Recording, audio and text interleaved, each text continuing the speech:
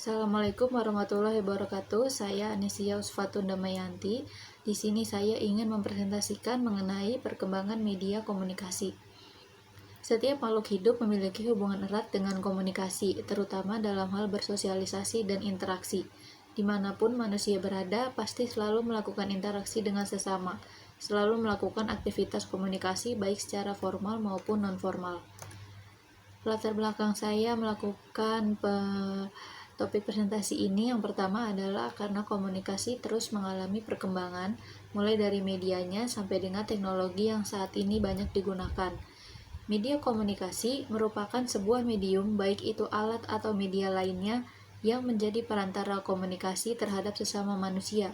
Sementara teknologi merupakan medium komunikasi yang menggunakan digital, alat perangkat keras, dan sebagainya sebagai media perantara komunikasi terhadap sesama manusia.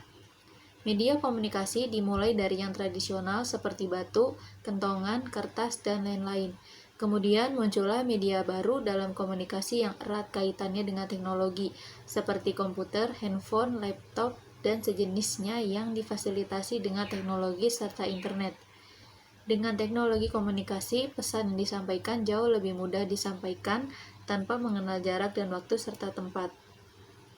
Perkembangan teknologi komunikasi seperti internet membuat perubahan pola dan bidang komunikasi, mulai dari surat kabar elektronik atau media online hingga pengkajian ulang definisi komunikasi massa, karena hampir semua level komunikasi bisa dilakukan melalui internet. Briggs dan Peter Brook 2006 mengatakan pengembangan komunikasi akhir-akhir ini, terutama secara teknologi, bisa sangat berlebihan dan apapun kebetulan dan konvergensinya, tidak pernah ada satu perkembangan garis yang tunggal. Era digital cukup berguna dan membuka pikiran masyarakat terhadap fenomena masa lampau dan masa kini. Dengan mengakses internet, seseorang sudah bisa mendapatkan informasi atau berita secara cepat dan praktis. Adanya jenis media baru seperti internet mempengaruhi bagaimana seseorang berpikir tentang dan merespon satu hal. Sementara media bekerja dalam berbagai cara untuk segmen-segmen masyarakat yang berbeda. Audiensi tidak semuanya terpengaruh, tetapi berinteraksi dalam cara yang khusus dengan media. Flanagan dan Metzger dalam Nugroho 2014 menunjukkan bahwa penggunaan informasi internet secara fungsional setara dengan penggunaan media massa tradisional. Tidak dapat disangka lagi bahwa hampir setiap orang menghabiskan waktu yang sangat besar dalam kehidupan untuk berinteraksi dengan teknologi media. Saat ini kebutuhan masyarakat akan informasi sudah menjadi kebutuhan pokok. Hampir semua orang sudah menggunakan teknologi media yang membantu dalam berkomunikasi. Selanjutnya adalah teknologi informasi dan komunikasi. Kata teknologi secara harfiah berasal dari bahasa Yunani, yaitu teknologia, yang berarti perlakuan sistematis atau systematic treatment, dan secara maknawi berasal dari istilah tekno yang berarti teknik, seni, atau keterampilan, dan logos yang berarti ilmu. Jadi, makna dari teknologi adalah ilmu tentang seni atau keterampilan. Dalam pengertian yang sempit, teknologi mengacu pada objek benda yang digunakan untuk aktivitas manusia, seperti mesin, perkakas, atau perangkat keras. Dalam pengertian yang lebih luas, teknologi meliputi pengertian sistem, organisasi, juga teknik.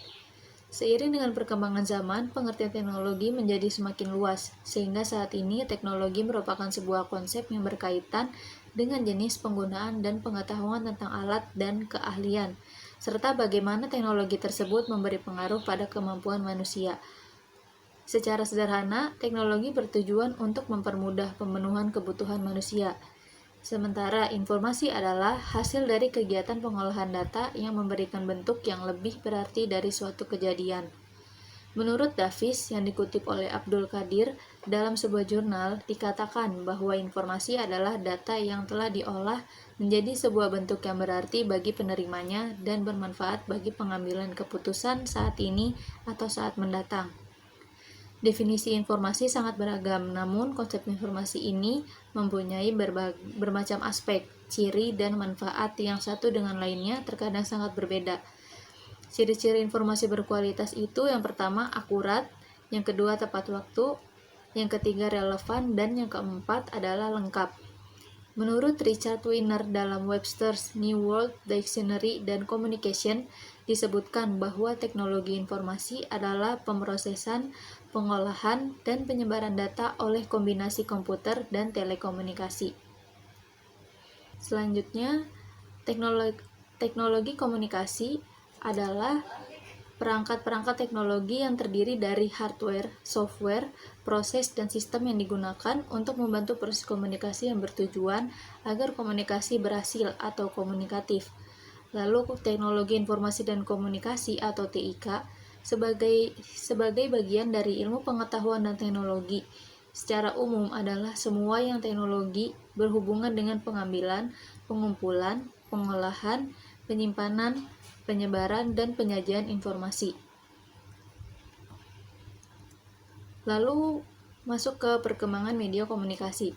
Sejarah komunikasi manusia pernah disebutkan oleh Everett M. Rogers dalam bukunya yaitu Communication Technology, bahwa sejarah komunikasi diperkirakan dimulai sekitar 35.000 tahun sebelum Masehi. Pada masa ini disebut sebagai zaman Cro-Magnon. Diperkirakan bahasa sebagai alat komunikasi sudah dikenal. Komunikasi merupakan proses penyampaian pesan dari satu orang atau pengirim kepada orang lain yang disampaikan melalui media untuk mencapai sebuah tujuan tertentu. Dalam pengertian ini dikatakan bahwa penyampaian pesan melalui sebuah media, yang artinya penyampaian pesan ini perlu dan melalui sebuah medium. Media berasal dari bahasa Latin yaitu medium, atau secara harfiah artinya adalah perantara, penyampai, atau penyalur. Seiring dengan semakin banyaknya media yang berkembang untuk memfasilitasi sebuah komunikasi, maka media tersebut sampai pada zaman teknologi yang dimana semuanya cenderung difasilitasi oleh teknologi. Misalnya, pita rekaman yang saat ini bisa digantikan oleh pengolahan komputer, bahkan sampai ada bentuk buku yang melalui mesin pencetak dan juga adanya e-book. Namun sebelum mencapai pada teknologi elektronik canggih tersebut, proses penyampaian pesan dalam komunikasi melalui beberapa era, seperti yang disebutkan oleh Rogers sebagai berikut. Yang pertama yaitu era komunikasi tulisan. Era komunikasi ini dimulai sekitar tahun 4000 sebelum Masehi, pada saat bangsa Sumeri menggunakan tablet dan tanah liat. Bangsa Cina menemukan tulisan untuk percetakan buku dan bangsa Korea menemukan alat dari logam yang menggantikan huruf-huruf dari tanah. Lalu yang kedua adalah era percetakan. Era ini dimulai dengan ditemukannya alat percetakan oleh Gutenberg untuk pertama kalinya ketika ia mencetak kitab Injil. Kemudian pada tahun 1833 dimulai sirkulasi media massa, yaitu The New York Sun sebagai penny press newspaper. Lalu pada tahun 1839 mulailah berkomunikasi dengan metode praktis yaitu fotografi dan surat kabar. Lalu yang ketiga ada era telekomunikasi. Pada era ini telah tercatat bahwa di tahun 1844 Samuel Morse pertama kalinya mengirim pesan melalui telegraf, dan pada tahun 1876 Alexander Graham Bell untuk pertama kalinya mengirimkan pesan melalui pesawat telepon. Penemuan film bioskop pertama kali ditemukan pada tahun 1894. Setahun setelahnya, Guglielmo Marconi mengirimkan pesan melalui radio. Kemudian pada tahun 1920 dimulai siaran radio untuk yang pertama kali, sementara televisi didemonstrasikan mulai tahun 1933. Nah, yang keempat ada era komunikasi interaktif. Dalam era ini, penemuan mainframe komputer pertama kali pada tahun 1946 yang bernama ENIAC dengan 18.000 vacuum tubes oleh Universitas Pennsylvania, Amerika Serikat. Sementara transistor dan video pita masing-masing ditemukan pada tahun 1947 dan 1956. Kemudian pada tahun 1971 ditemukan mikroprosesor dan pada tahun 1976 sistem pertama telex diperkenalkan oleh BBC dan ITV di Inggris. Kemudian baru pada tahun 1977 sistem televisi kabel interaktif pertama diperkenalkan di Columbus, Ohio, Amerika Serikat. Setelah itu perkembangan teknologi komunikasi dimulai dari perangkat keras atau hardware. Pertama meliputi komputer, mini komputer, laptop atau notebook, palm top, dan sebagainya. Yang kedua, jaringan komunikasi meliputi telepon, faksmil, fiber optik, wireless, dan lain-lain. Ketiga, jaringan komunikasi dengan satelit meliputi antena, televisi, dan radio, serta komunikasi seluler atau handphone. Lalu perkembangan perangkat lunak atau software merupakan perangkat penunjang dari hardware, meliputi Decision Support System atau sistem pendukung keputusan, e-commerce, dan e-banking. Tentunya yang software ini masih banyak jenisnya. Masyarakat berlomba-lomba untuk menggunakan teknologi elektronik canggih demi pemenuhan kebutuhan informasinya sehari-hari. Juga di zaman sekarang, perangkat komunikasi ini sudah menjadi gaya hidup manusia. Selanjutnya ada perbedaan media baru dengan media tradisional. Kesan awal yang muncul dari konsep media baru sering diartikan secara sederhana sebagai media interaktif yang menggunakan perangkat dasar komputer. Ungkapan oleh Kroteau dalam Kurnia 2005 memberi pengertian yang lebih luas kepada media baru, bahwa media baru yang muncul akibat inovasi teknologi dalam bidang media meliputi kabel, satelit, teknologi optik fiber, dan komputer. Dengan teknologi seperti ini, pengguna dapat membuat pilihan atas informasi yang ingin ia ambil, serta menyediakan respon produk media secara beragam. Selanjutnya, McQuill telah membuat pengelompokan media baru menjadi 4 kategori.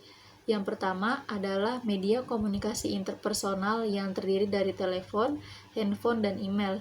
Lalu yang kedua, media bermain interaktif seperti komputer, video game, dan permainan dalam internet. Yang ketiga, media pencarian informasi yang berupa portal atau search engine. Lalu yang keempat, media partisipasi kolektif seperti penggunaan internet untuk berbagai dan pertukaran informasi, pendapat, pengalaman, dan menjalin hubungan melalui komputer, di mana penggunanya tidak hanya sebagai alat, namun juga dapat menimbulkan afeksi dan emosional. Selanjutnya, teknologi media komunikasi baru tentu sudah berbasis sistem digital. Digital adalah saluran komunikasi fleksibel yang dapat membawa informasi, mulai dari data komputer hingga audio dan video digital. Dalam lingkungan serba digital, sinyal analog seperti yang dihasilkan oleh telepon akan didigitalkan, sedangkan data komputer yang sudah dalam bentuk digital akan diakomodasi tanpa jenis pemrosesan. Tujuan adanya sistem digital adalah untuk mengembangkan sistem komunikasi hemat biaya yang fleksibel, dapat mengintegrasikan informasi yang berbeda pada satu jalur, dan lebih mudah untuk diatur dan digunakan. Lalu dampak media baru terhadap masyarakat. Menurut McQuill 2000, kebanyakan media baru lebih memungkinkan komunikasi dua arah yang bersifat interaktif yang memungkinkan pengumpulan sekaligus pengiriman informasi, sehingga implikasinya bisa beragam. Berikut beberapa implikasi media baru yang terjadi. Yang pertama, pada penerbit, dapat memberikan bentuk alternatif untuk melakukan komunikasi dan publikasi, sehingga dapat melakukan editing maupun validasi terhadap publikasinya. Lalu yang kedua, pada produser, bisa memiliki peluang yang lebih luas untuk dikenal dan melakukan publikasi. Yang ketiga, pada faktor produksi dan distribusi, tidak lagi dibatasi ruang dan waktu karena dapat memberikan informasi dalam jumlah yang sangat besar, kemanapun tempatnya dalam waktu yang sama. Yang keempat, pada penerima informasi, dapat terjadi berbagai perubahan karena kebebasan dan kesamaan dalam hubungan antara pengirim dan penerima informasi. Penciptaan teknologi media komunikasi ini adalah untuk menunjang dan mempermudah segala kebutuhan dan urusan manusia dengan sifatnya yang praktis dan inovatif dan interaktif. Dengan tegas dikatakan oleh Gan Lee bahwa media baru memungkinkan individu memainkan peranan yang lebih aktif sebagai warga negara sekaligus sebagai konsumen, karena media baru meningkatkan akses dari warga negara yang biasa menjadi lebih terinformasi secara politis yang memungkinkan peningkatan demokrasi.